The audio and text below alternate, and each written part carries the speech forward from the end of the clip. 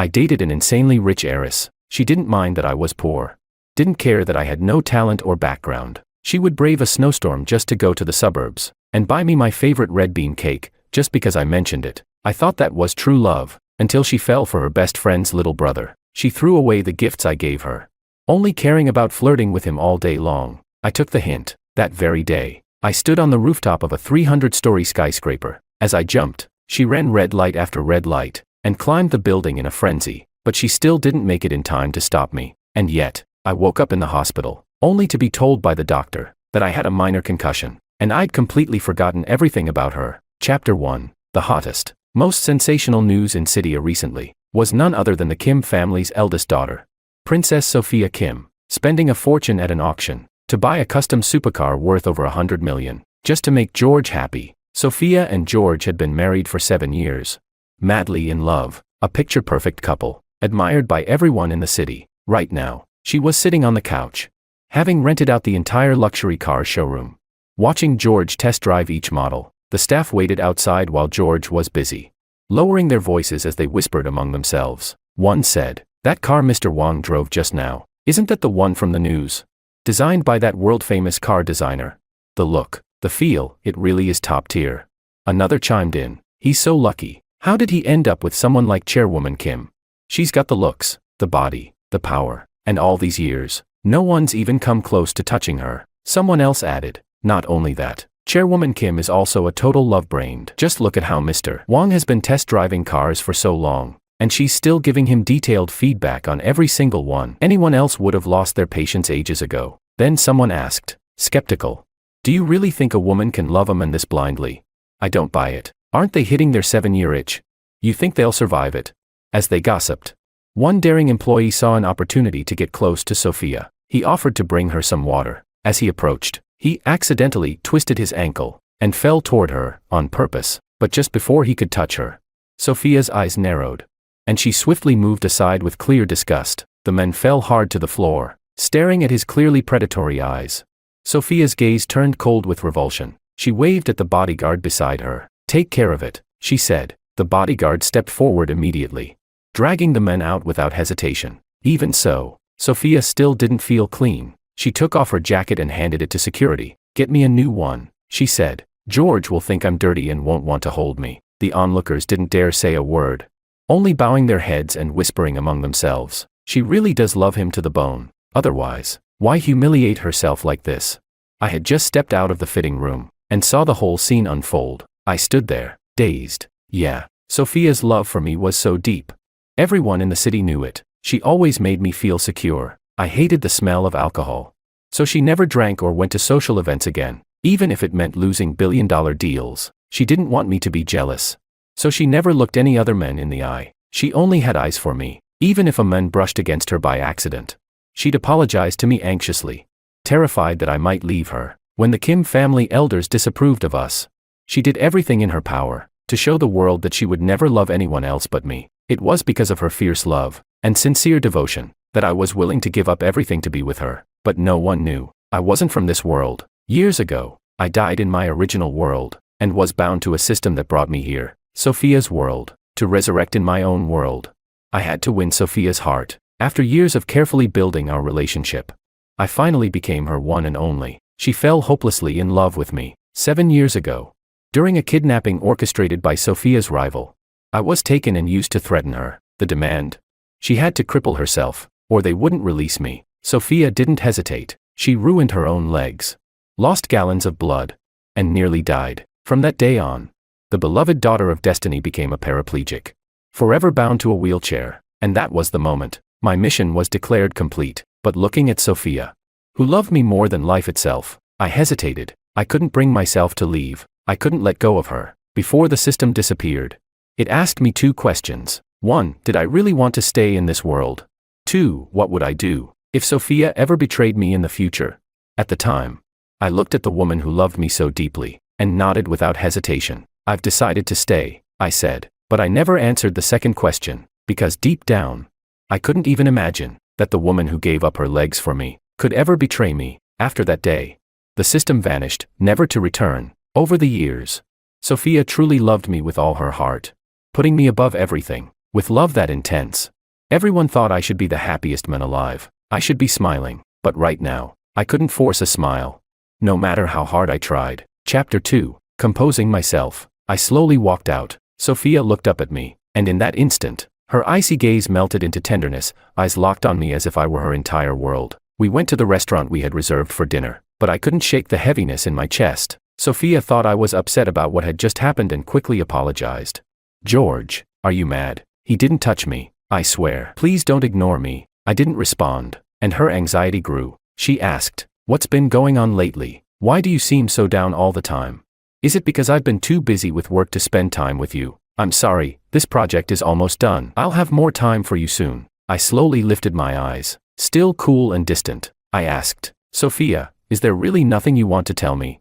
She blinked, momentarily stunned by the sudden question. Her fingers began to fidget, an unconscious habit of hers whenever she was nervous. I noticed it immediately, but she just shook her head. She said, "No, nothing." A dull ache pierced my chest, but I didn't press further. Toward the end of the meal, a waiter brought over a cake Sophia had pre-ordered and reminded me to blow out the candles and make a wish. It wasn't my birthday, but over the years we'd been together, Sophia had always gone out of her way to give me a sense of ceremony on every holiday and anniversary. As the lights dimmed and I closed my eyes to make a wish, the quiet was suddenly broken by the vibration of a phone. I opened my eyes just in time to see Sophia unlocking her screen and checking a message. In the dark restaurant, the reflective glass made the message clearly visible. It read, "Sophia Gia, there's this crazy-looking woman with messy hair pounding on my door. I'm so scared. Can you come help me?"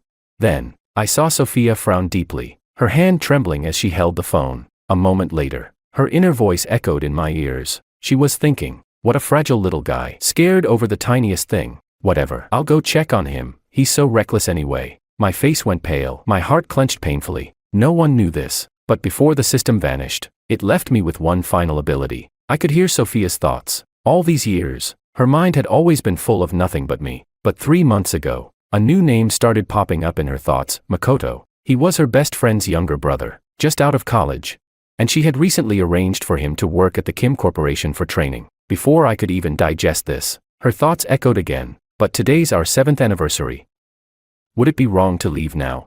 She hesitated, then the screen lit up again. Makoto had sent more messages. This time, nothing but cutesy emojis, pouting faces, tearful stickers, playful hearts. That did it. Sophia got up abruptly, closed her phone, and told me the company had an urgent matter she had to deal with. She had her assistant wheel her out in a hurry. I watched her figure fade into the distance, and felt my heart sink to the bottom of a dark abyss. I sat there, numb, shivering. All these years together, Sophia had never lied to me, but since Makoto appeared, the lies started creeping in, one after another. I had never felt this kind of panic before. I tried calling the system. I wanted to check how much Sophia still loved me, but no matter how I shouted, the system gave me no response. That's when it hit me. Ever since I chose to stay in this world, the system had completely disappeared. When I made that choice, I'd bet everything on the belief that Sophia would never betray me. But now, I wasn't so sure anymore. That night, I couldn't sleep. Halfway through, a thunderstorm suddenly rolled in. Then out of nowhere, a pair of arms wrapped tightly around my waist from behind. At some point, Sophia had come back. She must have been trying not to wake me, because her movements were so gentle. I hadn't even noticed her return. She knew how terrified I was of storms like this, so even if I was fast asleep, her body instinctively moved to protect me, murmuring in her heart, "Don't be scared, I'm here." I turned to look at her sleeping face, beautiful, soft, delicate, and once again, my thoughts spiraled. Could someone who loves me this deeply really be falling for someone else? I hugged Sophia tighter, pulling her into my arms, but in the very next second, I saw it. A patch of angry red kiss marks on her neck. Chapter 3. Early in the morning, when Sophia woke up, she realized I was no longer by her side. A sudden panic struck her heart. Without even putting on a coat, she rushed out in a hurry. After searching around, she finally found me sitting alone in the garden, staring blankly into space, hearing movement. I slowly turned my head. It seemed Sophia had taken a fall. Usually obsessed with cleanliness, her pajamas were now stained with dirt, and her face was filled with worry and panic. Ever since I was kidnapped, Sophia had become more attached to me than ever. As long as she opened her eyes and didn't see me, she would spiral into distress. Now, seeing that I was safe and sound, she immediately rushed over and threw herself into my arms. She said, "George, please don't disappear from my sight like that again. I get so worried." She leaned on my shoulder, and I could hear the voice of her heart. Sophia was thinking. Thank God George is okay. If something happens to him again, I wouldn't be able to go on living. A chill passed through my heart. I slowly lifted my head and finally asked. The red mark on your neck, what's that about? Sophia instinctively reached up to touch the mark. She paused slightly before explaining. Probably just a mosquito bite. I gave a bitter tug at the corner of my lips. I said. It's already autumn, are there still mosquitoes? Looking into my hollow eyes, Sophia finally snapped back to reality. She said. So all this time, you've been upset because you were afraid I. She didn't finish her sentence but wrapped her arms around me tightly. She said. George, I only love you. If I ever fall for someone else, may I be struck by lightning and die without a whole body. Hearing such a tragic vow, I couldn't bear it anymore and covered her mouth. I said. Don't say that. I believe you. I looked at her, eyes firm and sincere. I said. Sophia, if one day you really fall in love with someone else, please tell me. I won't cling to you, but if you lie to me, you'll never see me again in this life. Sophia trembled involuntarily and held me even tighter. She said. No, George, you're the only one in my heart. I can't lose you, and you must never leave me. She pressed herself tightly against my chest, wanting to hear more from me, but all she could hear was that one sentence. I sighed inwardly. Maybe. I really was overthinking it, but I didn't even get to relax for a few days before Sophia brought Makoto home the very next day. Clinging to my arm casually, she explained.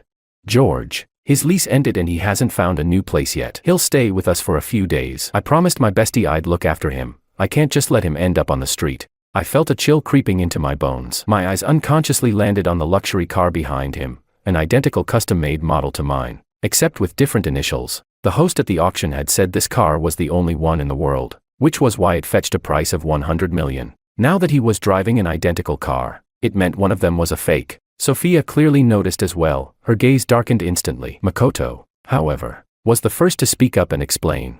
George, don't get the wrong idea. I saw the news about your car and thought it looked amazing. So I asked Sophia to help me get a knockoff just for fun. Despite his explanation, my chest still felt heavy, like a stone was pressing down on it. I could hardly breathe. And as if that wasn't enough, Makoto turned half jokingly and half seriously to Sophia and asked. Sophia, tell me honestly, does this car suit me better, or George? Sophia paused for a moment, then immediately threw herself into my arms, looked up with a smile, and said. Of course it suits George better. Makoto gave a couple of bitter chuckles, then silently lowered his head, clearly disappointed. As she leaned in my arms, I heard her inner voice again. She was thinking. Don't feel bad. In front of George, I can only say this. At that moment, I involuntarily shuddered. I looked up and happened to catch Sophia's gaze shifting to Makoto. Makoto seemed to sense the look she gave and curled his lips into a faint smile. And once again, her inner voice echoed in my ears. She was thinking. You're the one driving the genuine custom-made car. Of course, you're the one who deserves it most. Chapter 4. I felt as if struck by lightning, unable to recover for a long time. Back in the room, staring at myself in the mirror, I kept asking, was everything that just happened real?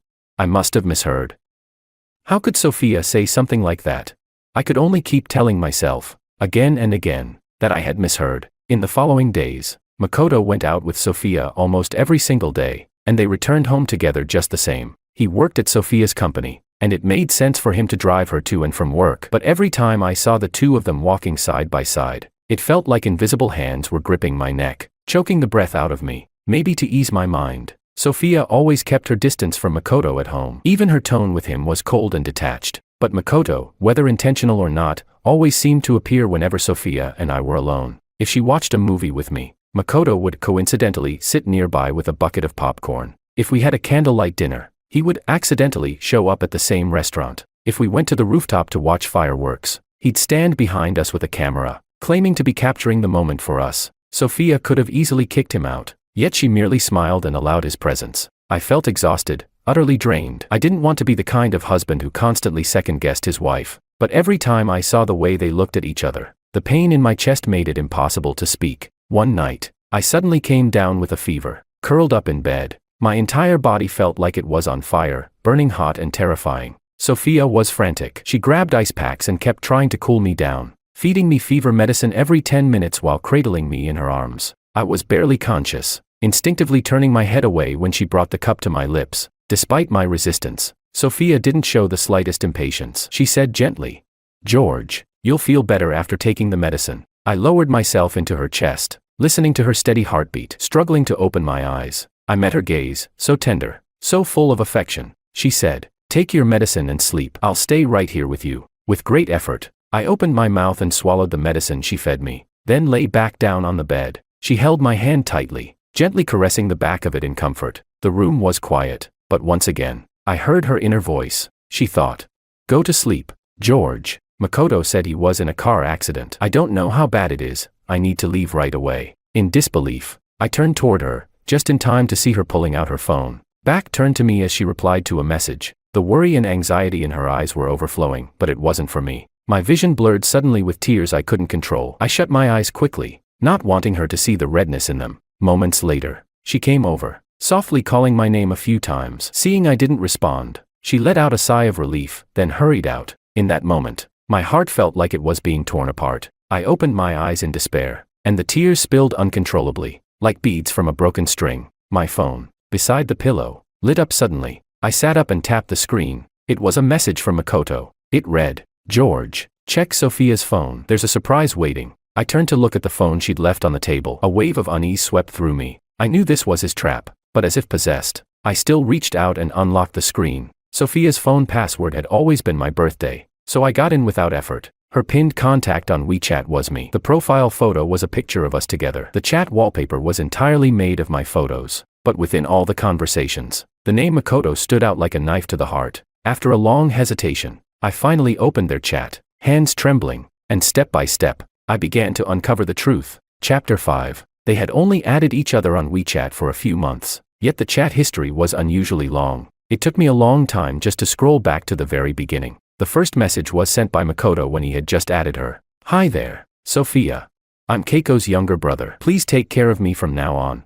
He followed up with several cutesy stickers filled with hearts. Sophia didn't reply for several days. When she finally did, her tone was cold and distant. She responded, "Stop sending stuff like that. My husband doesn't like it." Makoto sent back a pouty sticker, and then went silent. After that, he kept sending her cute, flirty stickers, but she never responded. He confessed to her on WeChat, and she simply ignored it, until one day, she unexpectedly messaged Makoto first. She wrote, "I was drunk last night. Just pretend it never happened. Name your price. Don't let George find out, or I won't forgive you." Makoto hesitated for a moment, and then sent her a nude photo of himself. He replied, "Sophia, I'm younger than George, stronger than him. You really don't like me.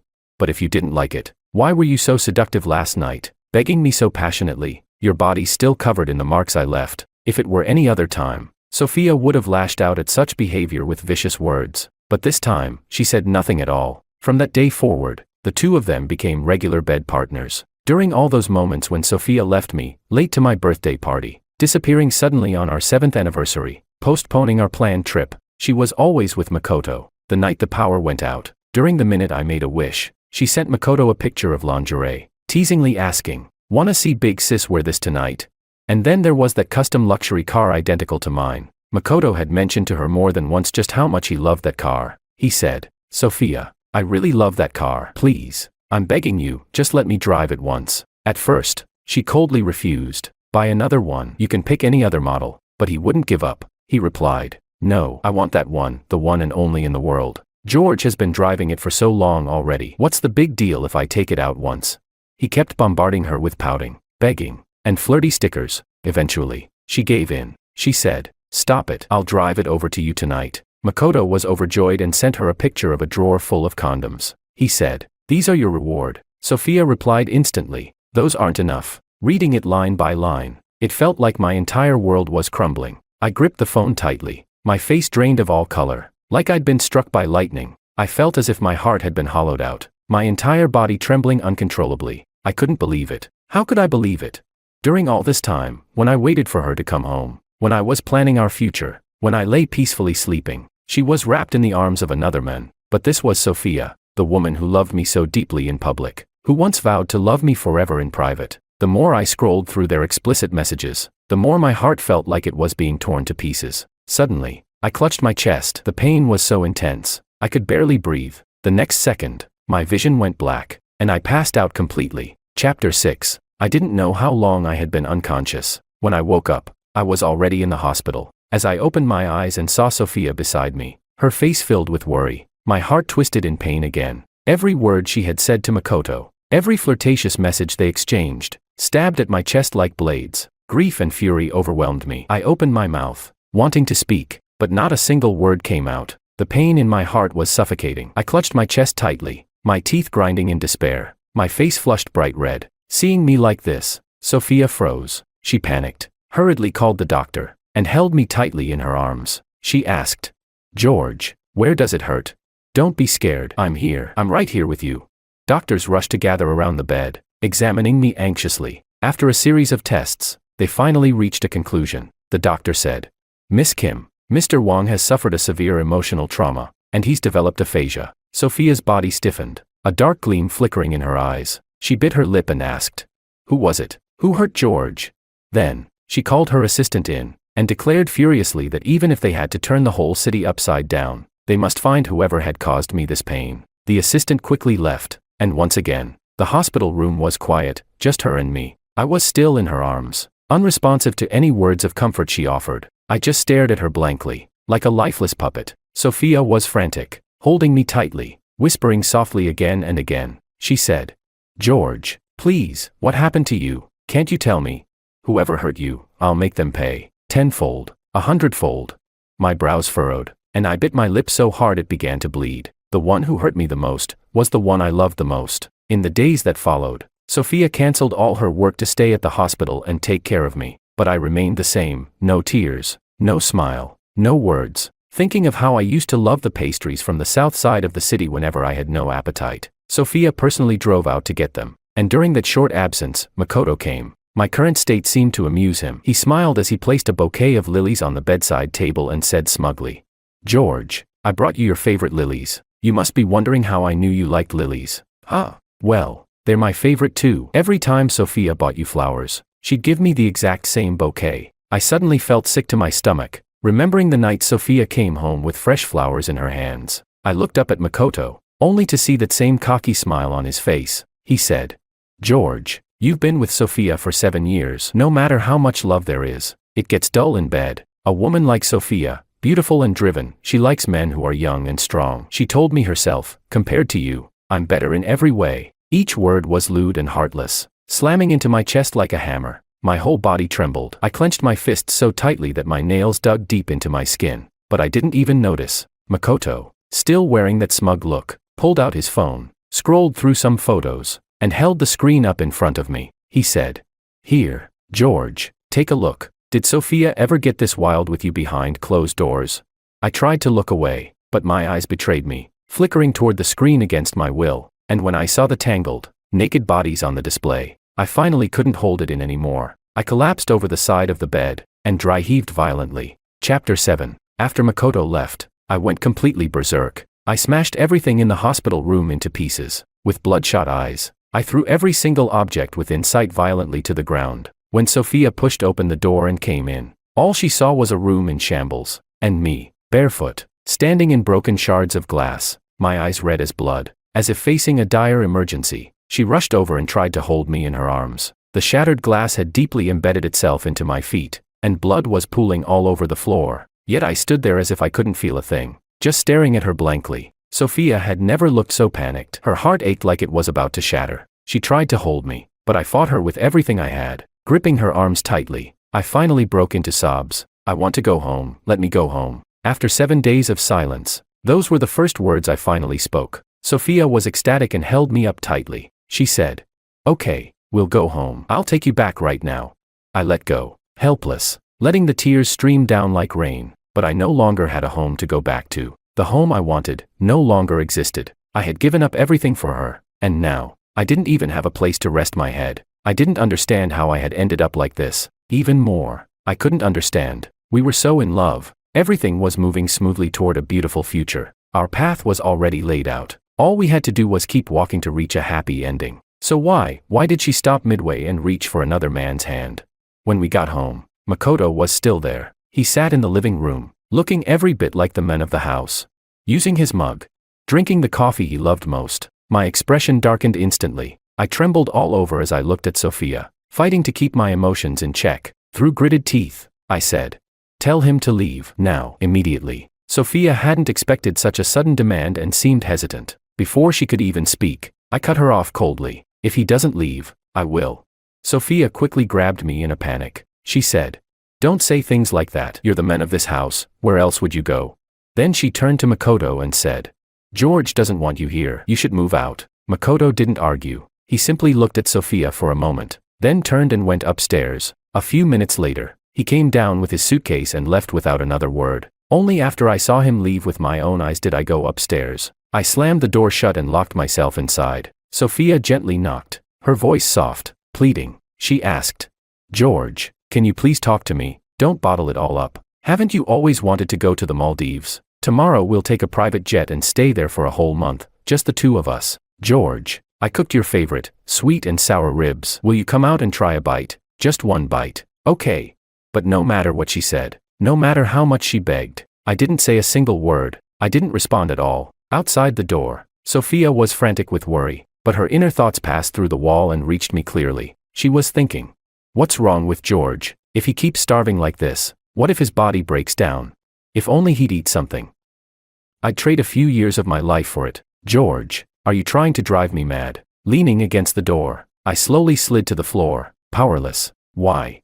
Why, if she loved me so deeply in her heart, why would she do something so cruel, so betraying? Is it really possible for one heart to love two people at the same time? Chapter 8. A few days later, I opened the door and walked out into the courtyard to get some air. Sophia seemed to be out, and the housekeepers had already left after finishing their chores in the morning. At this moment, the entire villa was so quiet, you could hear a pin drop. I looked around at the courtyard full of lilies, and for the first time, their scent made me feel sick to my stomach. These lilies. Sophia had planted them herself for me, collecting the finest lily bulbs from all over the world. The swing set by the wall, we had built it together. She once said, "When we have a child, we'll push them on this swing together." The wooden fence had been smoothed down by craftsmen she hired, just because one night I had accidentally scraped myself against it. She told me she never wanted me to suffer even the tiniest injury. If I liked something, even the stars in the sky, she said she'd pluck them down for me. So what was real, and what was fake? Her love for me was real, her kindness was real, but her betrayal was also real. I didn't want to see another lily. I turned to leave. Just then, a car's headlights pierced through the trees in the distance. The vehicle stopped about 50 meters from the gate. Moments later, Sophia and Makoto stepped out together. She walked effortlessly, her legs, clearly no different from a normal person's. I felt like I'd been struck by lightning. When had her legs recovered? And how could I not know anything about it? I stood there, dumbfounded, watching Makoto walk up to her and intimately wrap his arm around her neck. He said, "Sophia, just stay with me a little longer." Sophia raised an eyebrow and replied, "Wasn't just now enough?" Makoto nuzzled her cheek and said, "You already know the answer to that, Sophia. Since George doesn't even leave his room these days, how about I stay the night with you?" The moment he mentioned me, Sophia's expression changed completely. She coldly pulled his arm off and spoke with a chill in her voice. She said, "Don't even think about George. I'm warning you, stay away from him from now on. If you dare let George find out about us, you know what the consequences will be." Makoto stuck out his tongue and said playfully, Got it. No need to get mad. I was just saying." Step by step, I backed away, and then fled back to my room like a coward. My head throbbed violently. I clutched at my temples. Why? Why was she doing this to me? How many things was she still hiding? I didn't understand what Sophia really wanted. She'd hidden the fact that her legs had long recovered. Was it just to keep me by her side? To make me stay completely loyal and never leave?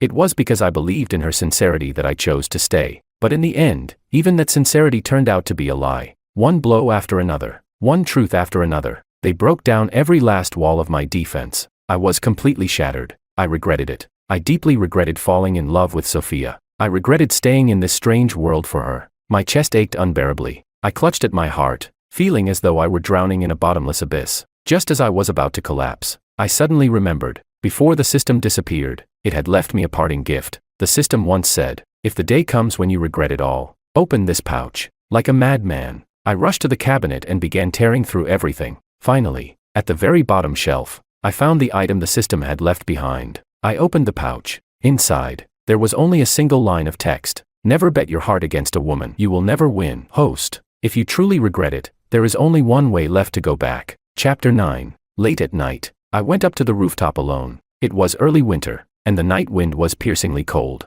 I stood at the edge of the rooftop, looking down at the dazzling city lights. the shrinking cars and trees below, and I couldn't help but recall what the system once told me. Only by facing death can one be reborn. If I jumped from here, would I return to my original world? Or vanish forever? I didn't know. All I knew was, no matter where I ended up, Sophia and I would never meet again. I pulled my phone from my pocket and dialed that number I knew by heart. The call connected quickly. Sophia's voice was as gentle as ever. She asked, "George, what's wrong?" I stared blankly into the distance, my voice light and floating. I asked, "Where are you right now?" Sophia replied softly, her words filled with concern. She said, "I'm at the office. Are you feeling better? Did you eat well today?" I curled my lips faintly, my expression still indifferent. I said, "I suddenly feel like eating that red bean cake from the suburbs." In the past, no matter how late it was, if I said I wanted something, even if she was already asleep, she would get up, go out, and bring it back to me herself. Once, it even snowed heavily in the middle of the night. She drove 3 hours through the storm just to get what I wanted. That night, my heart ached watching her hands frozen cold in mine, and I thought, for the rest of my life, it would be her and no one else. Now, on the other end of the call, Sophia paused for a moment before responding. "George, there's a lot going on at work today. I have to sleep here tonight. I can't come home. How about I buy it first thing tomorrow and bring it back to you?"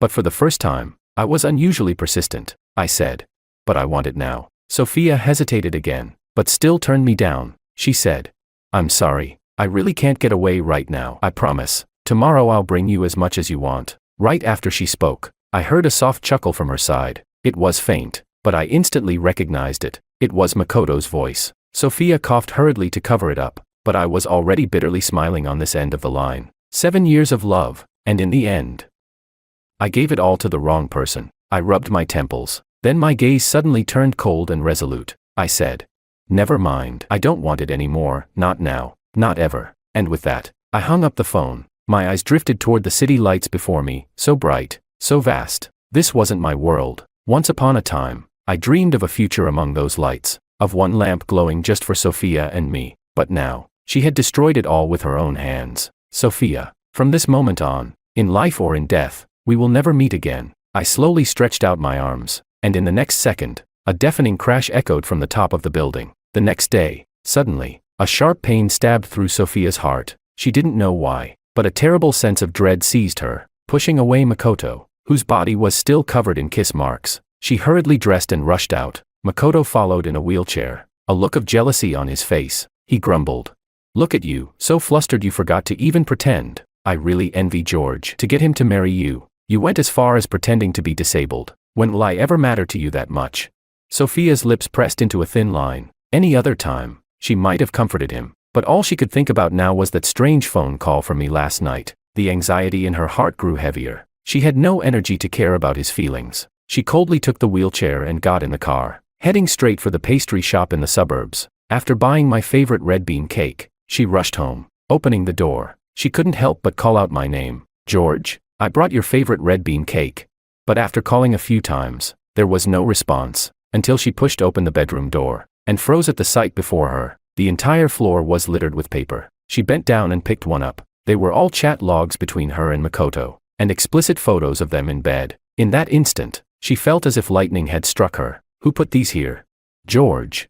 He knows. It was like someone had taken a blade and carved into her heart. Fumbling through her pocket, she found her phone and dialed his number with trembling hands, but the line was already powered off. Panic completely overtook her. She didn't dare imagine what George had done, what he might have felt. She dialed the number over and over, like a madwoman, only to hear the same dead tone each time. Just then, a call came in. She picked it up without even checking the number, her voice desperate, pleading, "George, don't leave me. I can explain." But the person on the other end paused briefly, and then spoke. "Chairwoman Kim, please accept our condolences. Mr. Wong fell from the rooftop last night. He has been confirmed dead. Please come to the morgue to identify the body." Chapter 10. The woman on the other end of the line went silent for a moment, then let out a soft laugh. She said, "George is just throwing a tantrum, isn't he? You're in on it together to scare me, right? Put him on the phone." Sophia spoke seriously. "George, are you listening? I'm sorry. Okay, but you can't use something like this to trick me, all right?"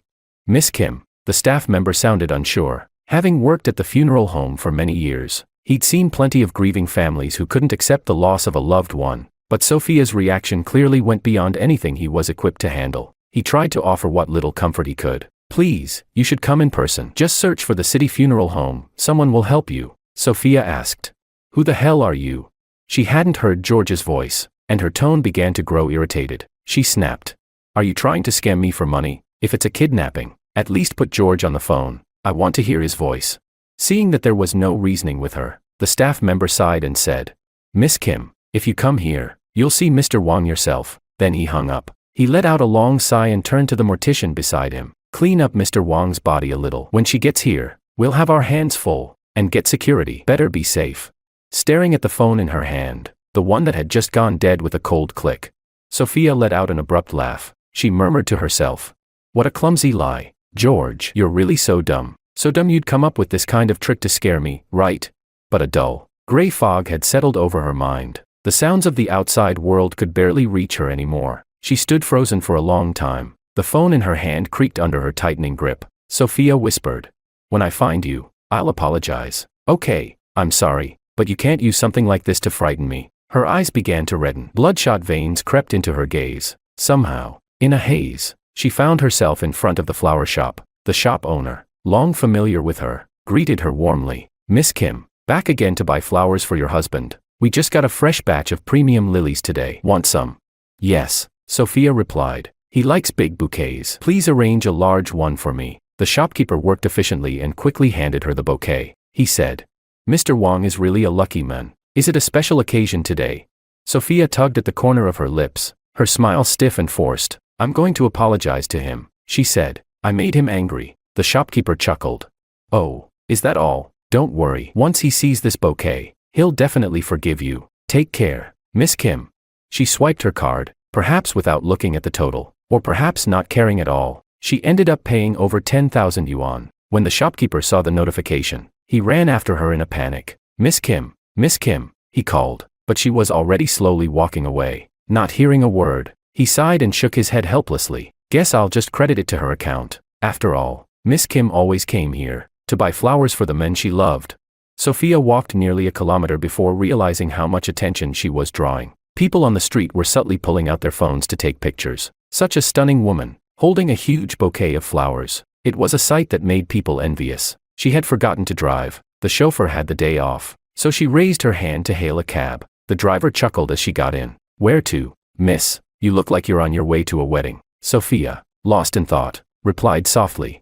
To the city funeral home. I'm going to apologize. Chapter 11. The driver's face changed instantly. He cleared his throat awkwardly and said, my condolences, miss. Please, don't grieve too much. George isn't dead, Sophia thought, but she didn't bother explaining to anyone. She simply gave the driver a smile. Traffic was heavy on the way. She dialed George's number again. She wanted to hear his scolding, even if he slapped her, even if he filed for divorce. Sophia wasn't afraid. She would spend the rest of her life repenting, telling him again and again how truly sorry she was. George was soft-hearted. Eventually, he'd forgive her. She believed that. He could never stand to see her hurt. 1,000 ways to win him back spun through her mind, and with them came a faint sense of renewed hope. The lilies in her arms released a gentle, sweet fragrance. There has to be a way, she thought.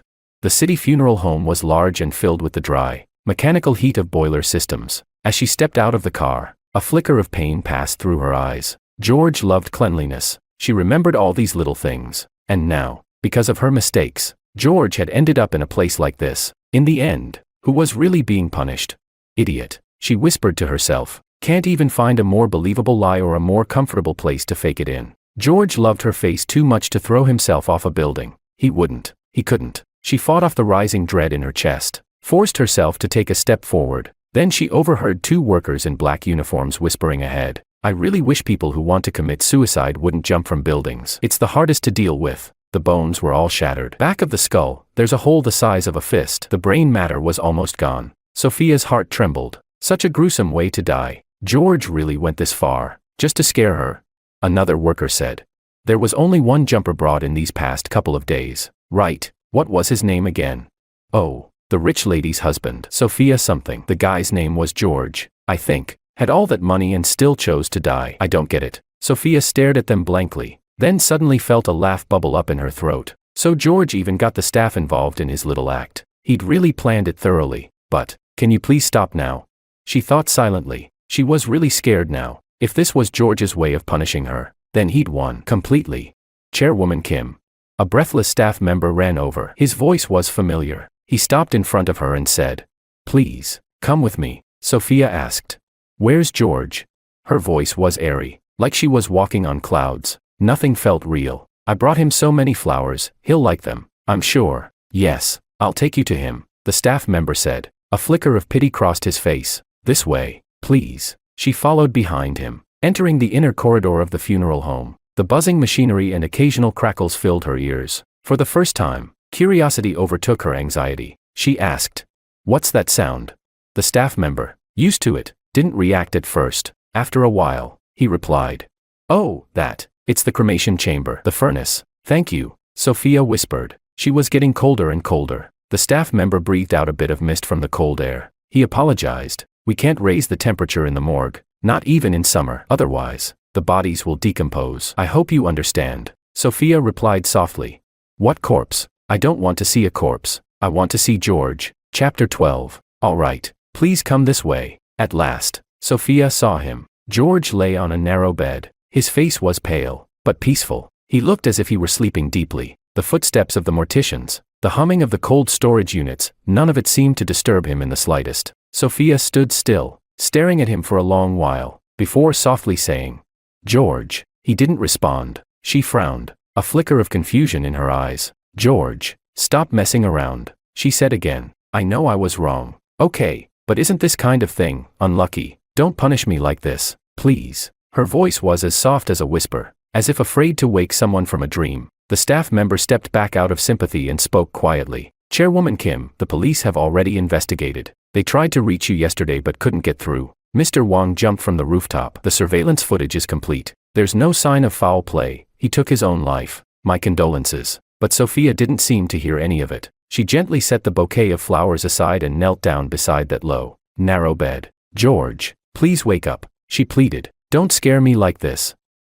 I really know I was wrong." Tears fell from the corners of her eyes, landing on the carefully prepared features of the men she loved. "Look at me," she whispered. "Just open your eyes and look at me." Her trembling hand reached for his cold, lifeless face. Her expression was vacant, like she couldn't comprehend the reality in front of her. She called his name again, and again. Unable to bear the sight, the staff quietly stepped out with the mortician. Outside, they spoke in hushed tones. "They always said Chairwoman Kim loved her husband deeply. Looks like it was true." "Yeah, she still can't accept he's gone."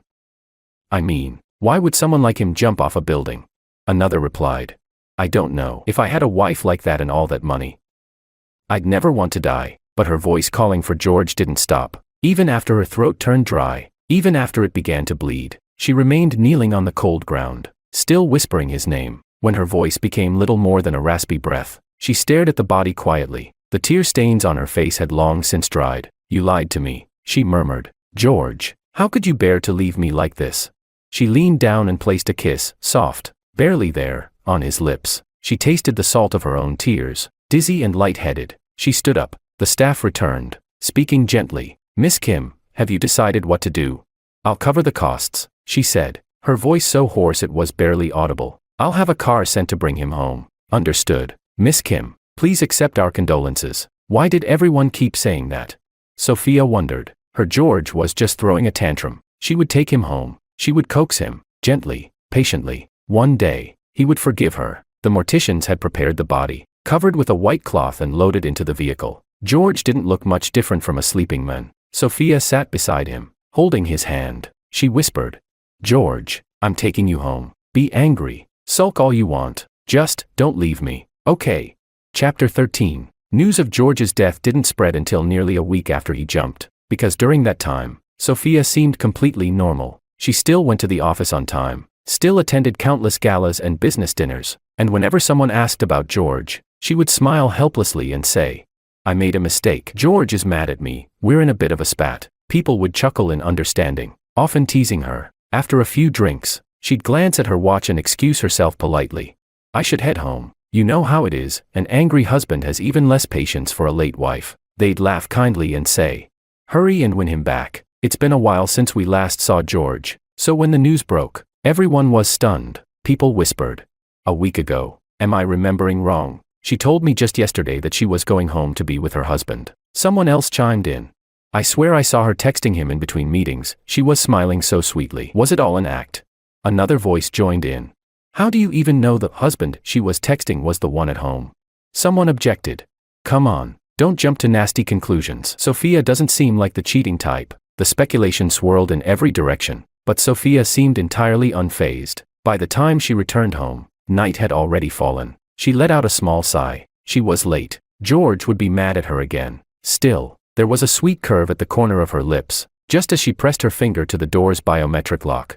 Someone suddenly hugged her from behind, arms circling her waist, a face pressed to her back. Sophia, a pitiful voice murmured. Why haven't you come looking for me? Startled, Sophia instinctively shoved the person away. Her voice turned cold. Who told you to come here? Sophia, Makoto bit his lip, eyes glistening with tears. I know you're hurting right now. I just wanted to keep you company. Isn't that okay? Get out. Sophia's voice snapped like a whip. You want to ruin everything for me, she hissed. Makoto, if George gets even more upset because of you, I swear I won't let you off. Get out. Sophia. Makoto screamed as she shoved him down the stairs. His eyes welled up with tears as he choked. No one wanted George to die like that. Please, don't be like this. Let me take his place. I'll be here for you. But all he got in return was the sudden drop in Sophia's gaze. She stepped closer, slowly, inch by inch, as if to kiss him, but the chill in her eyes made his spine stiffen. A flash of cold steel, scissors pressed against his throat. Her voice was soft, almost gentle. Get out. If I see you again, I'll kill you. A line of blood opened on his neck. Makoto screamed in pain, but Sophia didn't even look back. She turned and walked into the house, leaving him frozen, stunned, and utterly disbelieving. When news of George's death reached Makoto, his so-called friends joked that he finally had his chance to rise. Someone even messaged him, is the husband Sophia always rushes home to see, actually you now?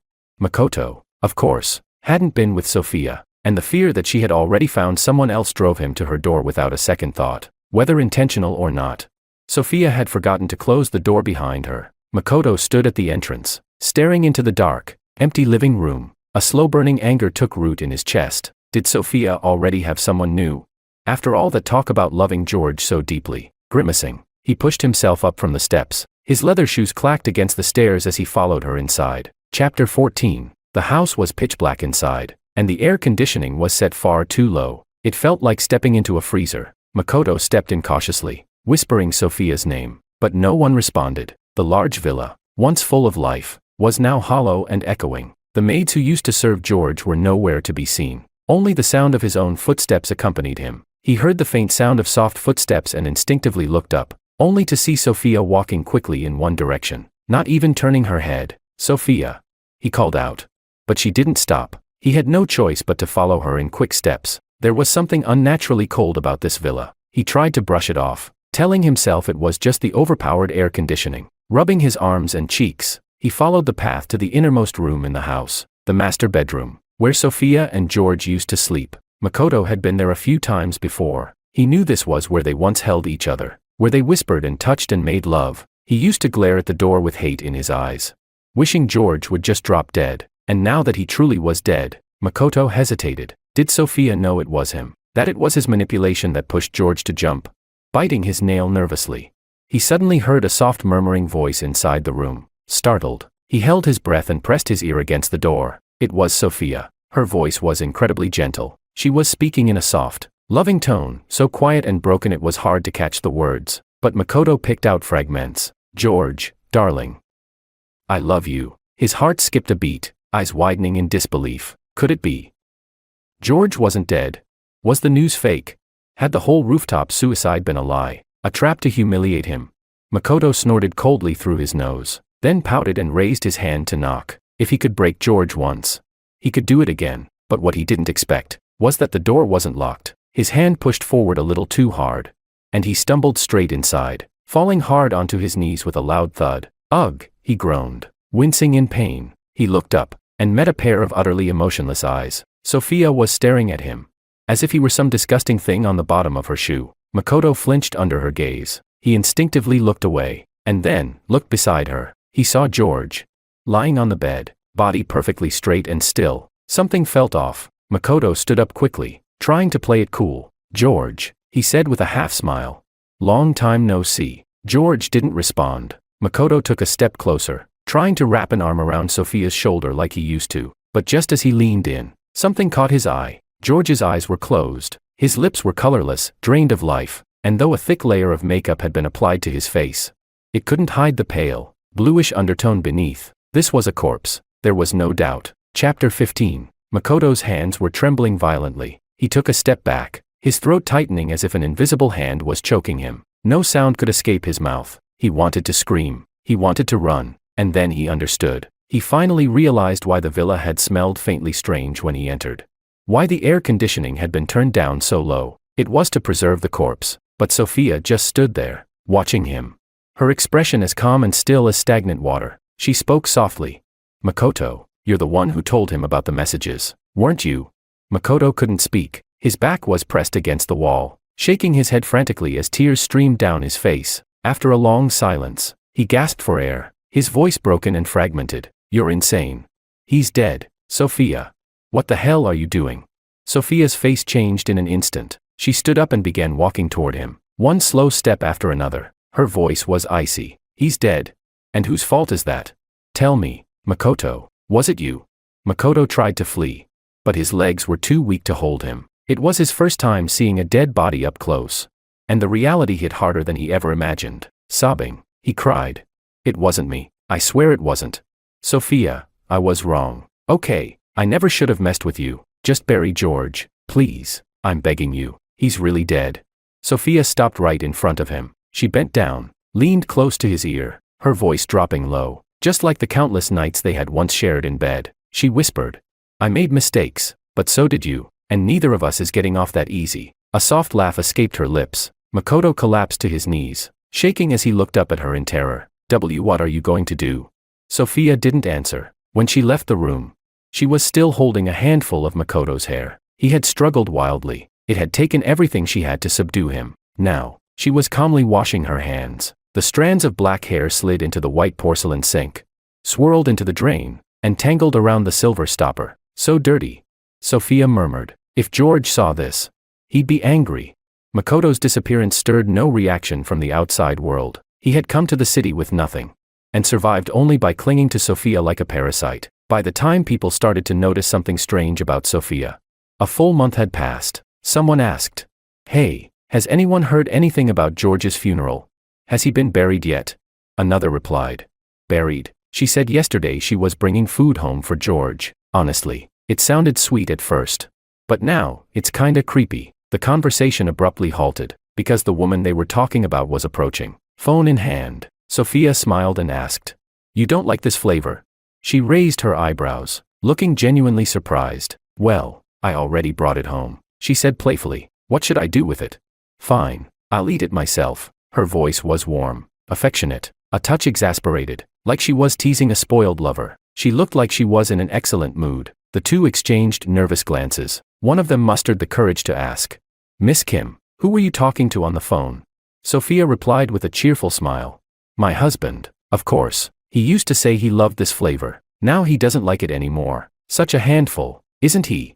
Haha, sounds like a sweet kind of trouble, the other person joked. Sophia nodded with a laugh, then walked away. Once she was out of sight, the two men stood frozen, exchanging a long, uneasy look. A chill crept up both their spines. Chapter 16. I'm back. Even without anyone to respond, Sophia would say these words the moment she took off her shoes. In the past, George would come out to greet her, take her coat with a warm smile, and kiss her gently. Sophia was supposed to have already gotten used to the days without him, yet at this moment, she couldn't help but feel a pang of loneliness. She set down the bag of pastries, but her eyes landed on the center of the living room. A man was kneeling there, tending to a vase of glowing white lilies on the table. His white shirt was crisp and familiar. He gave her a somewhat shy smile and said, Sophia. For a brief second, Sophia thought she was seeing George from their newlywed days. She pressed her lips together and instinctively took a step forward, but the man shrank back, his neck recoiling. The chain on his ankle clinked in response. She froze mid-step. The man's expression changed instantly. Fear twisted his face as he threw himself at her feet. He cried out,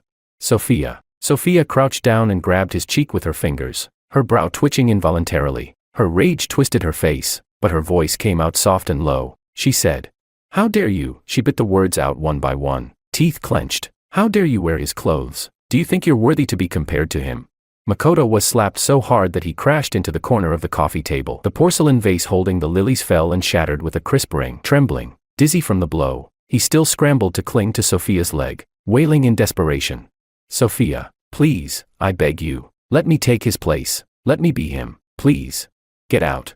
Sophia flung him off with a near roar. You think you're worthy? What the hell are you? Give me his clothes back, give them back. Makoto let out a scream and, shaking all over, peeled off the shirt. Naked, he curled into a ball by the sofa, sobbing uncontrollably. Sophia, I swear I know I was wrong, I really know now. Sophia said coldly, I let you stay here to keep George company, and this is what you're doing. Makoto shook his head through tears, on the verge of a breakdown. Sophia hadn't abused him physically. She gave him food and water every day, but whenever she left the house, she would lock him in the room, with the cold corpse. Over these days, George had gone from lying under low-temperature air conditioning to resting inside a freezer that resembled a coffin. Every night and day, Makoto trembled at every sound in the villa, terrified out of his mind. He couldn't sleep. His eyes were bloodshot. He was close to collapse. Every moment, he feared George would crawl out of the freezer and glare at him, saying, "It was you who ruined me." Seeing the terror in his eyes, Sophia spoke softly.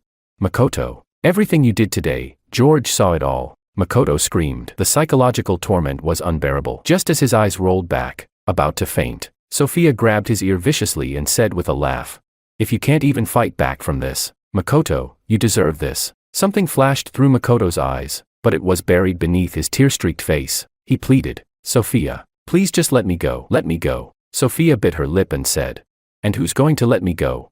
As if she suddenly found it all meaningless, she murmured to herself and turned to leave, but in a sudden motion, Makoto yanked her back. A shard of broken porcelain in his hand slashed across Sophia's throat. Blood gushed out instantly. Chapter 17. In the hospital, Luis gently patted Sophia on the shoulder and said, "It's over now. That guy Makoto's been locked up. Sigh. You've had a rough time lately." Sophia's face was pale as she quietly shook her head. She couldn't speak yet. Her neck was wrapped in thick gauze, and she looked utterly exhausted, dazed, and harmless. Luis looked at his old friend in this state and felt a pang in his heart. He tried to comfort her. "I know how much you love George, but the dead can't come back. Don't cling to the past so tightly. He wouldn't want to see you like this either." Sophia typed a message. "I'll bury him. It's just, I can't bear to let him go." Luis sighed and patted her shoulder again, saying, "I'll ask my friend to try and get Makoto a life sentence. You need to start moving on." "All right."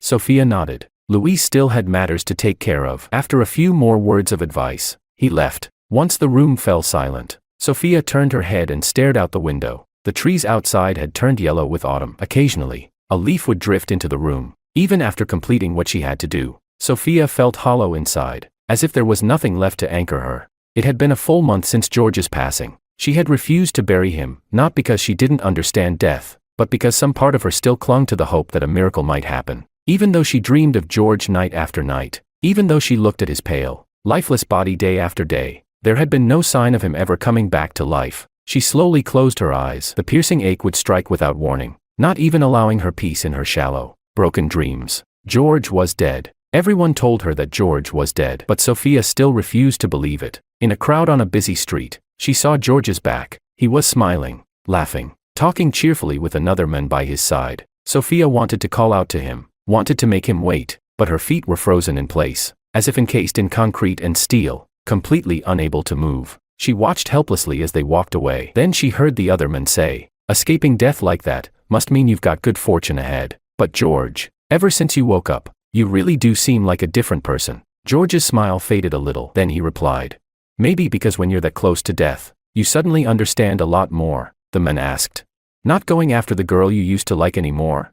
George shook his head. The two walked farther and farther away, leaving Sophia alone in the crowd, soaked in cold sweat. She was overwhelmed by the scene before her, when suddenly, a mechanical voice rang out. "Host, I told you you'd regret it." George replied, "Yeah, I shouldn't have overestimated anyone, but at least," the voice responded, "at least you have another chance to come back, but it comes with conditions, and a price. Can you accept that?" George replied, "Of course." Sophia jolted awake. Outside, it was a clear, crisp autumn day. She sat up, a strange certainty blooming in her heart. On her way through the hospital, she passed many nurses, doctors, and all kinds of patients. With every step she took, the things around her began to quietly dissolve, until she stood at the rooftop. The hospital's fencing wasn't easy to climb. But she rolled up her sleeves, revealing arms covered in scars. She had thought about death many times, but never did she imagine that one day, death might bring her back to George. She thought, was everything you said true? She asked this in her mind. But no one answered. The wind was so strong, she swayed, unsure whether what she had just heard in her mind was a hallucination or reality. If it was real, she'd see George again. If it was fake, then she'd die from the fall. But Sophia didn't hesitate. She closed her eyes and let herself fall backward. Chapter 18. Come on, George, David pleaded pitifully. Can't you just come with me as a favor? I sighed and said, I've got class, then gave a helpless smile. How about another time? David immediately lit up. Sure, as long as you agree. Any time works. You really are my best bro. Satisfied, he gave me a pat and headed off first. I let out a breath. Honestly, I could never say no to this childhood friend of mine. It had been 3 months since I returned to my own world. Back then, I had died in a car accident and was sent to another world on a mission. But when I woke up, I found the system had altered the extent of my injuries. I only had a mild concussion. So after staying in the hospital for a few days, I was back to being 22, alive and well. Once David saw I was fully recovered, he kept bugging me to join a group blind date event with him. But I had just ended a really miserable relationship. There was no way I had the mental space to care about something like a mixer. Still, since he insisted, I eventually gave in. David showed up at the dorm right on time. I just threw on some sportswear and went out. He stared at me, speechless. You know you're handsome, but this is overkill. At least do something with your hair, man. I laughed, exasperated. I'm not here to pick up anyone. Let's just go already. All right. We headed to the KTV where it was all happening. I had no interest in this kind of childish social event, but David practically dragged me there. The moment we pushed open the private room door, I instinctively shrank behind David, awkward and hesitant. I slipped inside quietly, and soon spotted a familiar face in the crowd. I froze for a second, then quickly looked away. David leaned close and whispered, Wait, is that Willow? She's here too. Do you still like her? If you do, go for it. To be honest, I never had strong feelings for her. Back then it was just curiosity, a silly little crush. Now, thinking back on that innocent and sweet phase felt like something from another lifetime. So I simply shook my head. David gave me a look. Damn, one car crash and you're a whole new person. Huh, fine then. Want to sing a duet with me later? No thanks. I shut that down immediately. Feeling awkward, I just focused on picking at the fruit on the table, barely lifting my head. That was until a fully hyped up David leaned over and whispered, Dude, have you noticed Willow's been staring at you? I frowned. No way. I instinctively denied it, but still glanced over, and sure enough, Willow was staring at me without blinking. I was caught off guard. She immediately curved her lips into a small smile and pointed at her phone. I looked down. She had messaged me. She wrote, Feeling better. Scrolling up, I saw our old chat, or more accurately, my one-sided enthusiasm. Willow had always replied curtly and indifferently. I replied, Much better. Thanks for checking in. I took a sip of beer. She asked, Can I come over and sit next to you? This time, I was truly stunned. The old Willow couldn't even be bothered to acknowledge me. So, what the hell had changed? Chapter 19. In the end, I still turned her down. The private room was noisy as hell, and after 2 drinks, I just wanted to get some air. I slipped out quietly, standing in the hallway, sleepily scrolling through my phone, trying to think about the lab report due tomorrow. But someone was standing beside me. George, came Willow's soft voice. Are you not feeling well? I replied, No, then asked in surprise, What are you doing out here? Willow was a popular girl, never short on guys who'd come running with just a wave. Her being at a dating mixer like this, I had to admit, I was curious. She said, Too loud. Willow replied, I prefer quieter places. That was something we actually had in common. I'd had a bit of alcohol, so my guard was down. I asked, Then why'd you come here at all? You still looking for a boyfriend? I am. Willow answered bluntly. I came for you. She pulled a tiny flower from her pocket. It was small and trembling slightly in the night breeze as she handed it to me. I looked down at it, then let out a small laugh. What's this supposed to mean? She said. Someone told me you liked lilies. I went to more than a dozen flower shops but couldn't find any. They were all sold out. This is the best I could get, I said calmly. If you gave me a lily, I'd reject it. From now on, I don't like lilies anymore. Inside Willow's mind, a voice replied. See, I told you. The system fell silent for a long moment. Willow grumbled. Where the hell did you even get your data? How is it sometimes so accurate, and other times completely off? Should I even trust you anymore? What if George ends up hating me? After a long pause, the system responded. I'm sorry. I'll try to provide more accurate information from now on. Willow asked. What's your name again? The system said. Sophia. That was my name. Sophia. After waking up, Sophia found herself becoming the host of a strategy guide system. She could truly see George through Willow's eyes, but she could no longer be anything more than a system designed to teach Willow how to love George. She no longer had a body, no longer had the ability to act on her own. The only thing she had left was all the experience and memories she'd shared with George over the years. She knew what he liked to eat, what shows he watched, what kind of flowers and people he was drawn to, but she could never tell George any of it herself again. Willow and George walked back to school together. She smiled and said, I'll make sure David gets home safe. You go ahead and rest. I nodded. All right. Thanks for today. Willow smiled. No big deal. On the way back, she was still talking with the system. She said, good thing I have you guys. Otherwise, I'd probably regret this for the rest of my life. As long as I successfully win George's heart, he won't die. Right? The system replied. Yes. For some reason, Willow sensed a hint of sadness in the system's mechanical tone. It said, please continue your efforts, host. Completing the strategy is necessary to prevent the target's death. Willow replied. Recommend me a few books he likes tonight. I want to understand him better. Understood. Host. Chapter 20. I realized. Willow seemed to be chasing after me. I had indeed once liked this girl. To others, that might have just been a few days ago, but for me, it felt like emotions from a lifetime past. I stared at the message she sent me on my phone, then silently turned off the screen. David immediately yelled. Didn't you used to like her? Why are you ignoring her now? I replied. I can't bring myself to like anyone right now. I don't want to take the risk. I was scared of offering up my heart again, only to have it crushed under someone else's foot, bleeding, broken, and ugly. This wasn't a mission world anymore. There was no strategy task I had to complete to stay alive, risking everything to chase a love as fragile as mist. That was never who I was. David had no idea what I'd been through, but when he heard that, he fell silent too. He stared at me for a while, then suddenly grew serious. George, you better take care of yourself. If you're not into her, that's fine. I'll reject her for you. I nodded. So David called Willow. He told her I wasn't in a good place right now and asked her not to keep trying to see me. The girl was quiet for a long time before she softly said, okay. Before David could hang up, she added, but I'll still wait for him. Please tell him not to feel pressured. If one day he feels like going out, I'll go with him, anywhere he wants. David rubbed his arm and shivered. She's so mushy, he muttered. Willow knew that George used to like her, so she had been taking things slow, cautiously easing into pursuit. But ever since the car accident, George's attitude had flipped a full 180. She wasn't exactly upset, just frustrated. And when she thought back on the way she used to tease and toy with George, always enjoying the sight of him chasing after her, she suddenly felt pathetic. The system had been silent for a long time. Willow frowned. Feeling irritated, she let out a sigh. Can a car accident really change someone this much? She ran a hand through her hair and muttered, why is George completely different now? She had no idea how heartbroken the system inside her was. It was her, Sophia, who had turned George into this. Back when they were together, George had been full of sunshine, lively and spirited, like a wild blade of grass, growing tall and green. And now, Sophia thought, maybe this was fate, to make her watch, helplessly, as the damage she caused took root. She hesitated. Should she tell Willow the truth?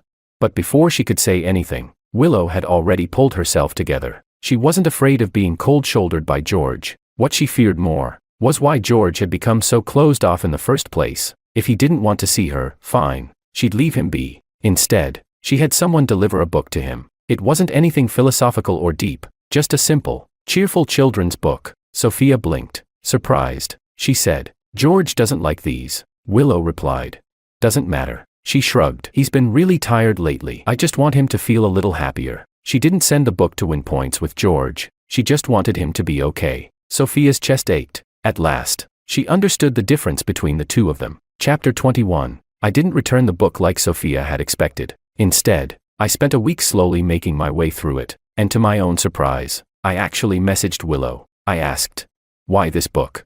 She replied, because I loved it as a kid. Smiling as she typed. Then she asked, what do you think?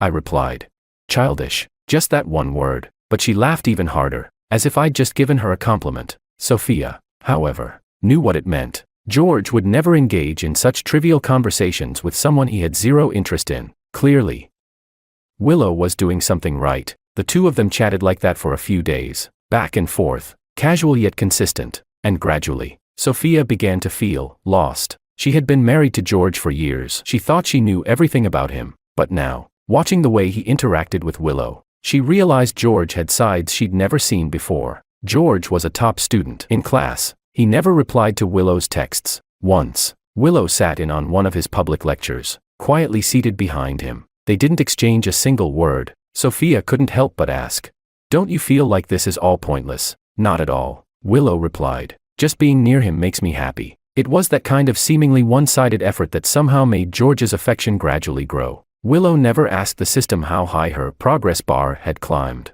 Even when she occasionally got a number, she didn't show much excitement. She always said she liked George, not because of the task, but because she genuinely liked him. Maybe this was fate's punishment, Sophia thought. As long as the mission wasn't complete, she would be forced to watch as George's heart slowly opened up to someone else. They were young, bright, full of love and hope. Everything she was no longer. Maybe George had truly fallen for her back then.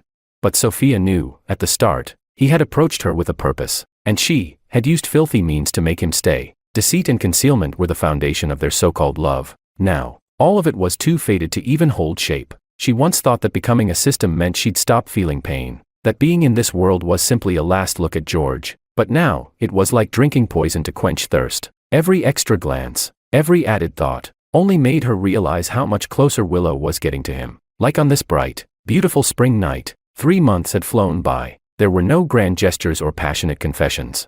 But the space between their hearts had quietly narrowed. Willow checked the weather forecast and sent him a text. "Wanna go out for a spring walk?" George replied, "Sure." He still said little on social media, but in person, he now greeted Willow with a faint smile. It had been 2 weeks since they last met. Willow asked, "Finished your project?"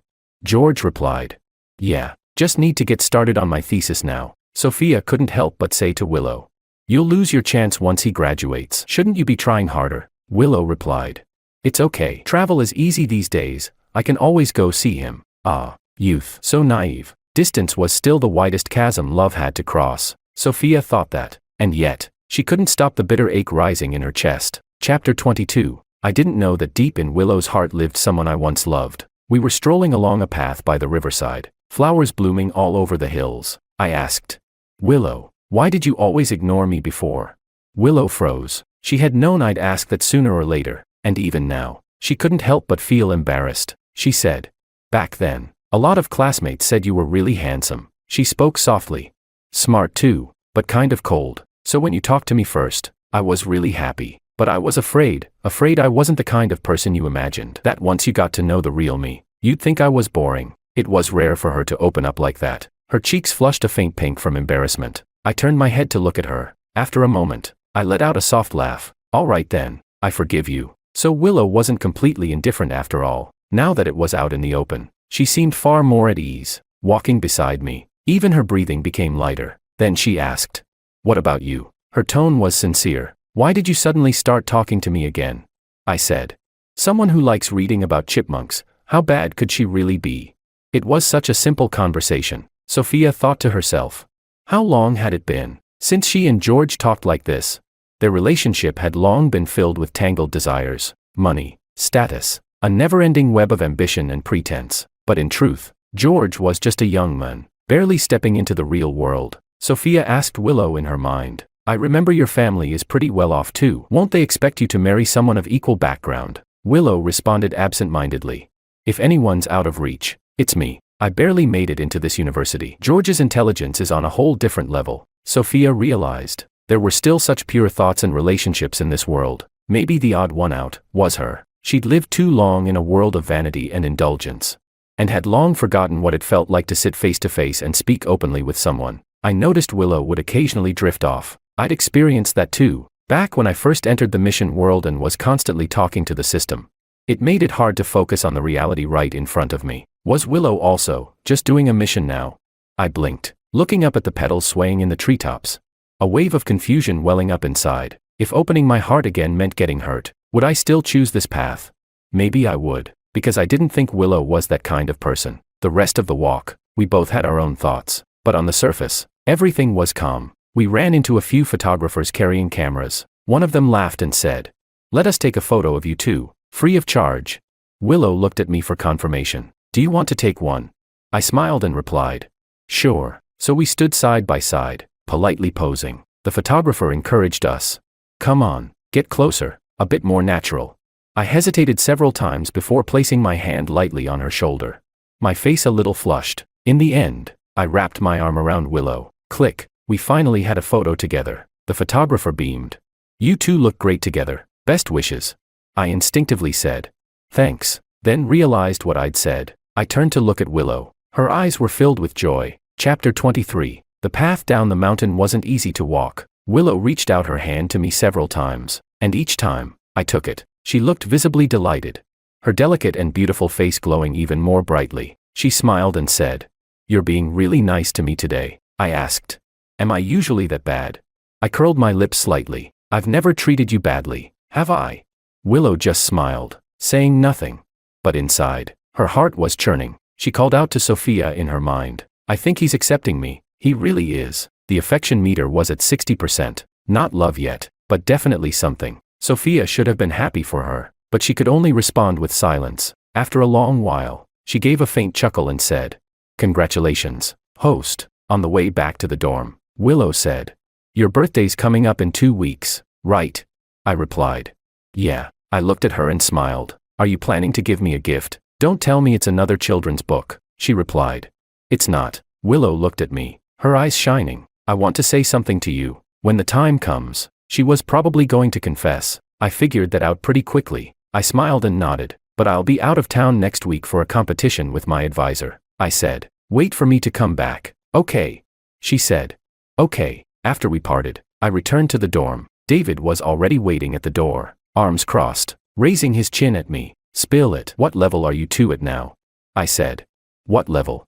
I tried to play dumb and walk past him. But David blocked me with one arm. I sighed. All right, I'll tell you. She's probably going to confess on my birthday," I said. David broke into a grin. "Didn't you say not long ago that you weren't interested, that you had no mood for romance?" "Damn, George, you really had me fooled," I replied.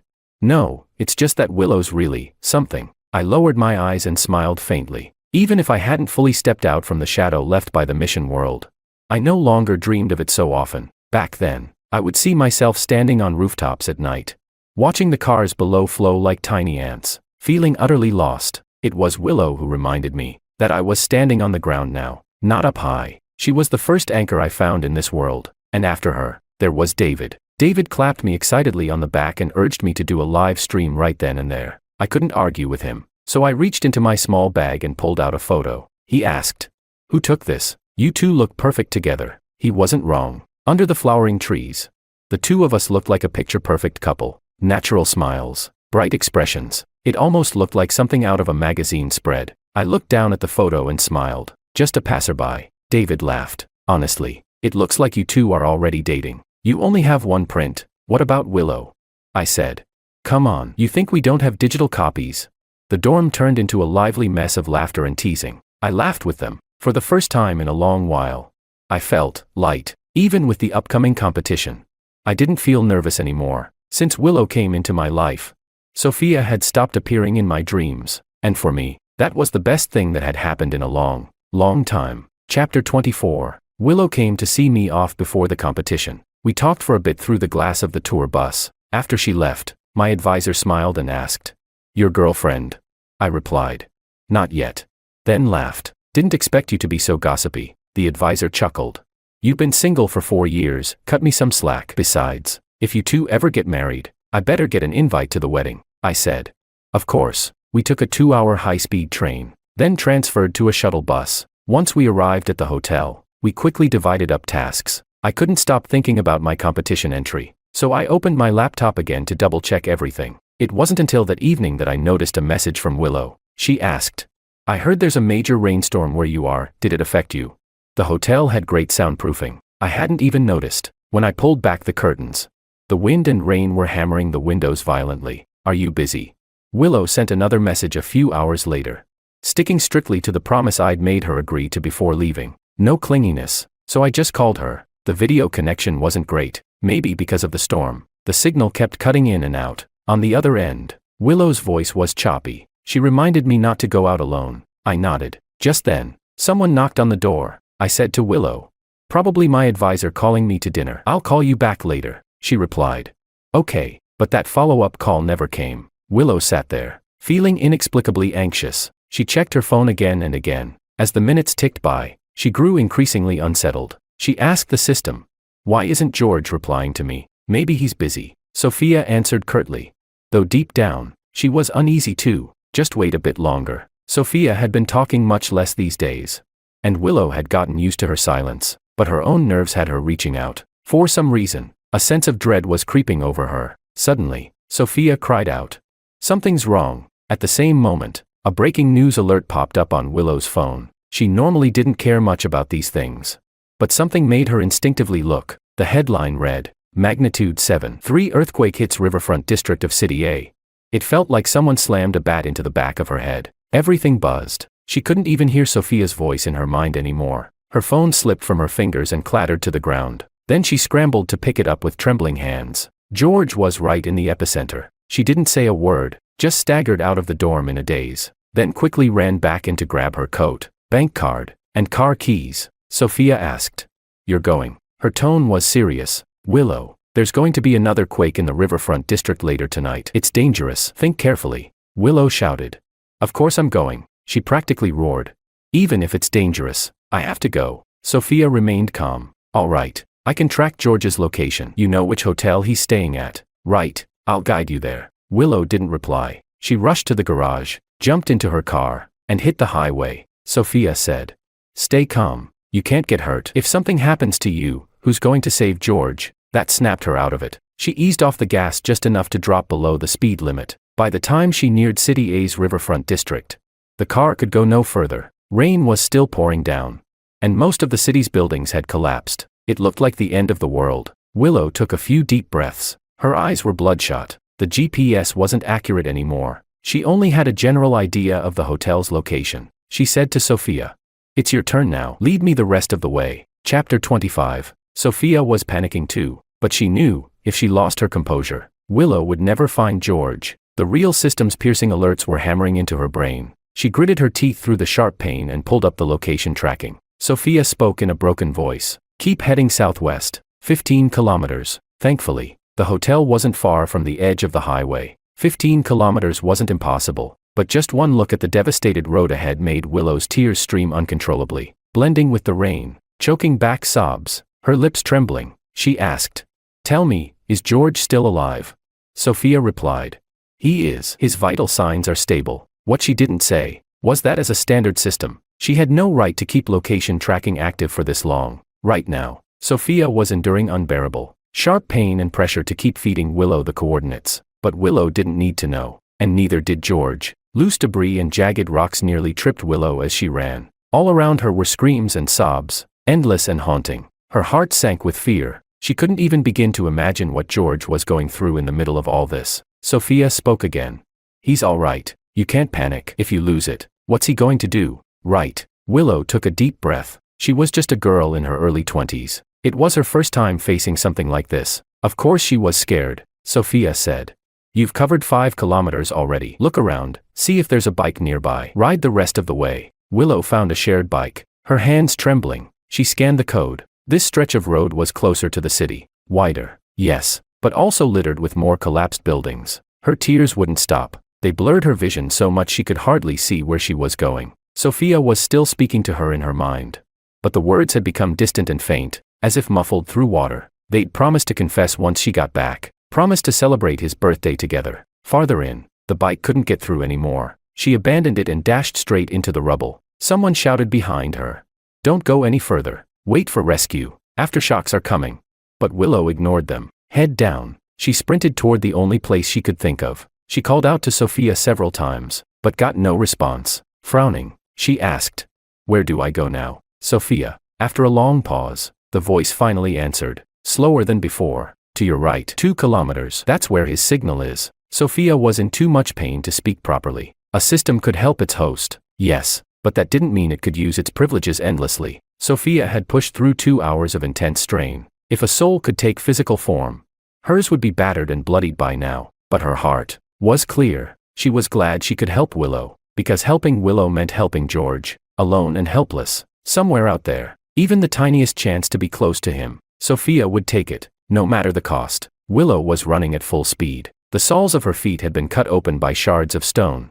But she had no time to stop or treat them. She just ran, pushed forward by Sophia's words. Her nerves were stretched too tight, her body was near its limit. So when she finally saw the flattened hotel ruins, Willow almost passed out on the spot. Chapter 26. The hotel was in a prime location, so rescue teams had already arrived and were searching through the rubble. Willow hadn't even caught her breath before she charged into the debris and began digging. Her fingers were quickly scraped raw by concrete, blood staining the ground, mixing with sweat and tears, only to be washed away by the rain. Someone shouted behind her.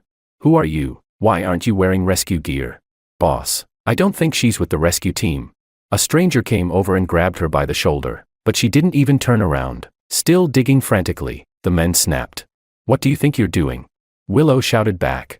"Someone I love is down there. Let go of me."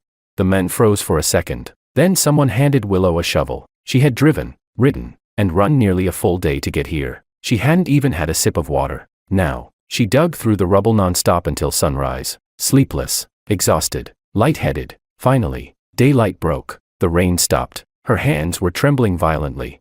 Palms blistered and bleeding. Then, she heard a familiar voice. "Willow." Like music from heaven.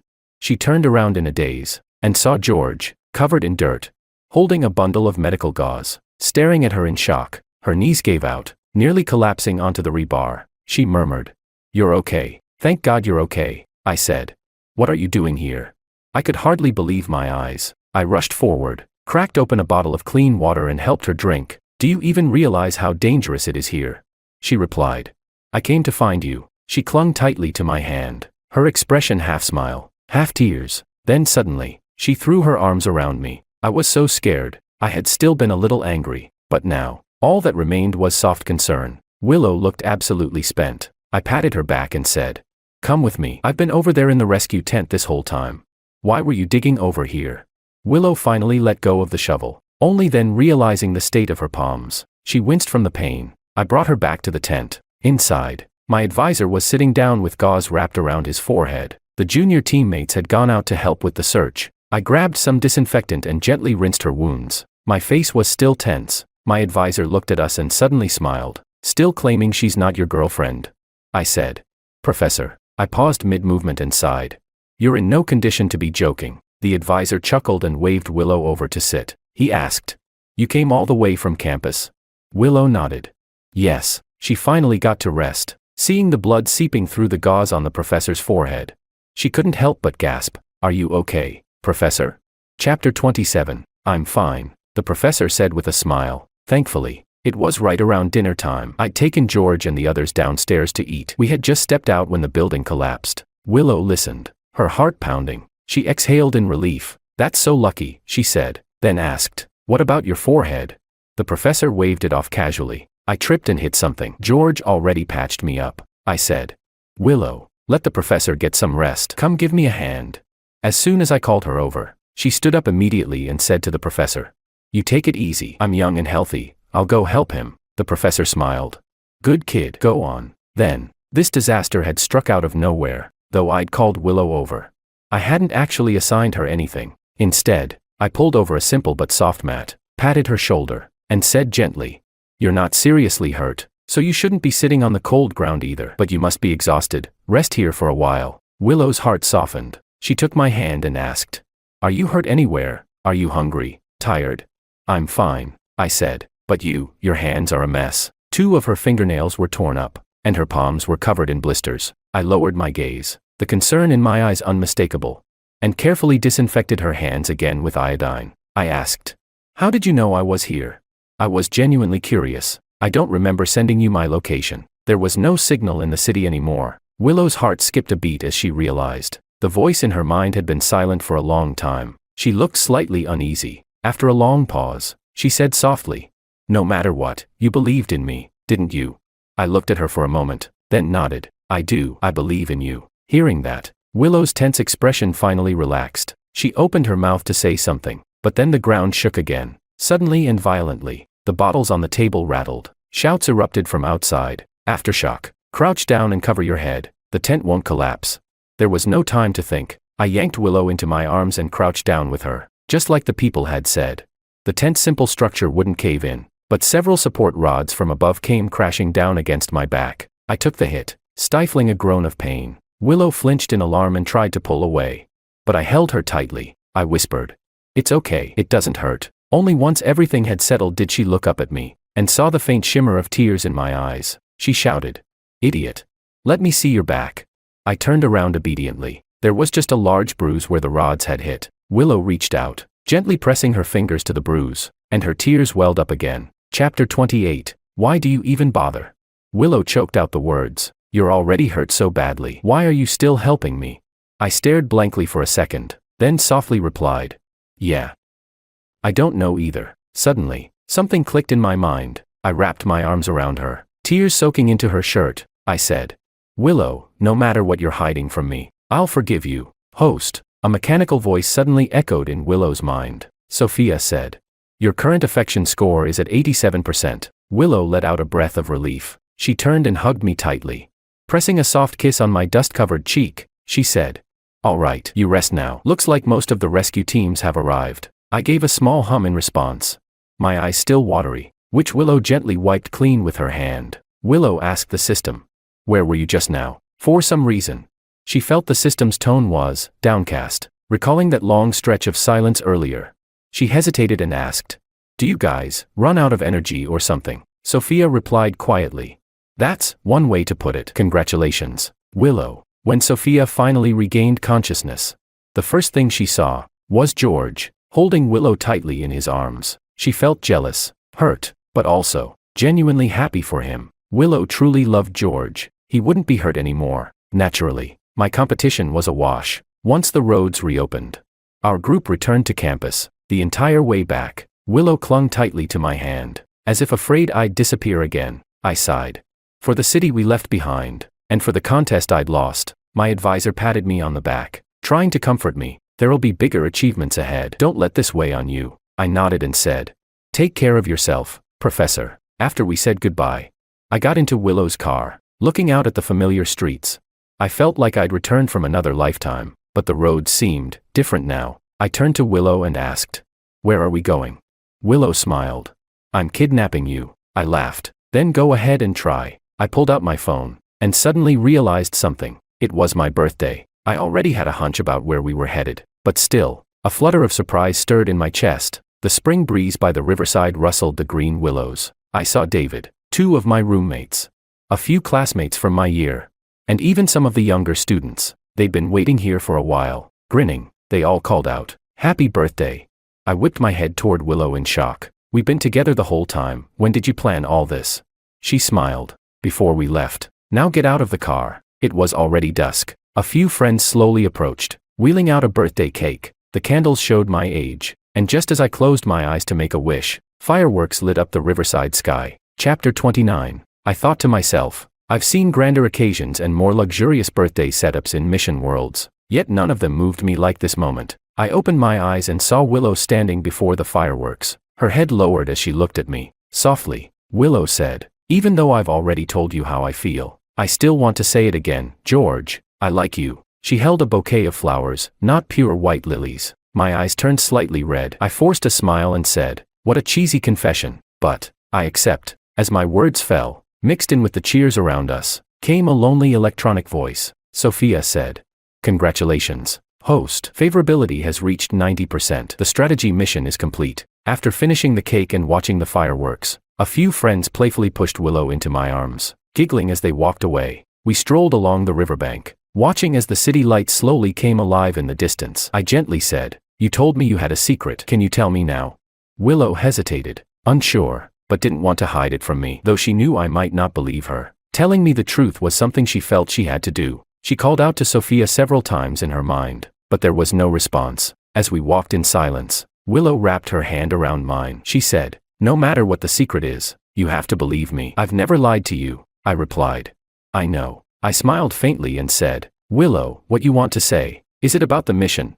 Willow's eyes widened in disbelief as she looked at me. At the same time, in my mind, I heard Sophia's quiet, sorrowful voice. She said, "I should have told you earlier, George wouldn't not believe you, because he was once a mission executor too, and his mission target was me. Willow was too stunned to speak. From her expression, I knew I was right. Tilting my head slightly, I said to Willow, you didn't just appear out of nowhere. So I'm guessing you didn't come to this world because of the mission. I think it was my car accident that triggered the strategy mission for you, wasn't it?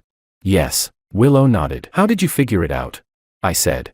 Because that was the moment your attitude changed completely. Back then, the system told me I had to pay a price. At first, I didn't know what that price was. Looking back now, I think it was becoming your mission target. My tone was incredibly calm, but it made Willow nervous instead. She tightened her grip on my hand, her voice slightly trembling as she said, but I like you. Not because of any mission. It's because. The next second, I kissed her lips. Chapter 30. I said softly, you don't need to explain anything to me. As long as the love is real, that's enough. I hated lies the most, but Willow had never once deceived me from beginning to end. She said she loved me, and that was real. That was already enough. Willow's eyes turned slightly red. Everything she had feared would follow never happened. George was fine, so fine it made her feel like she was still dreaming. Her mission was complete. From now on, there would no longer be a Damocles sword hanging over George's head. She could love him wholeheartedly. My eyes quietly gazed at her, then I smiled. Willow couldn't hold back anymore. She tilted her head up and offered her cheek. I lowered mine and kissed her lips. I tasted the salty bitterness of my own tears, but even more than that,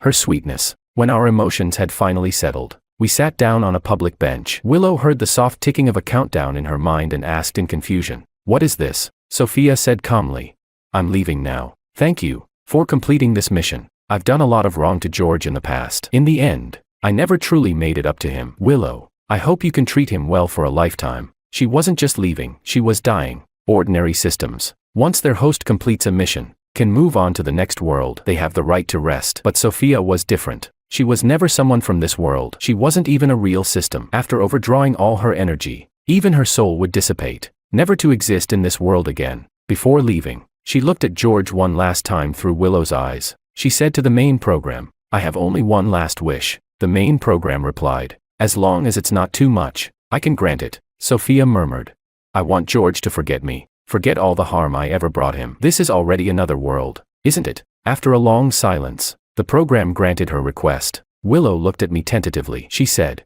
"My system actually had a name." She told me her name was. A sharp pain shot through her brain, as if something had completely disappeared. Willow softly said, "Sophia." No one responded. I frowned slightly. The name sounded vaguely familiar, but I couldn't quite remember anymore. I said, "It's not important." I brushed the dust off myself, interlocked my fingers with Willow's one by one, and smiled. "Let's go back to school." "Okay," I said. "I like you," Willow replied. "I like you too."